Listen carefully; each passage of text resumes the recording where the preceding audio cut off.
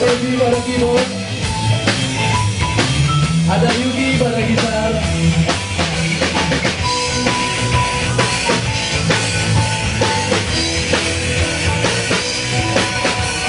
yang di sebelah kiri saya ada Aus.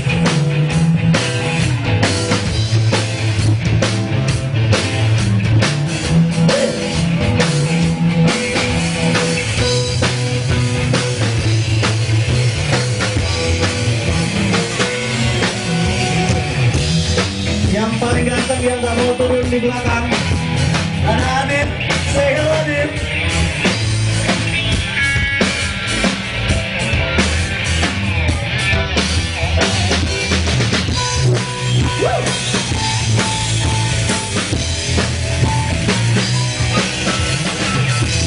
Ada vokal, ada Kiki yang cantik.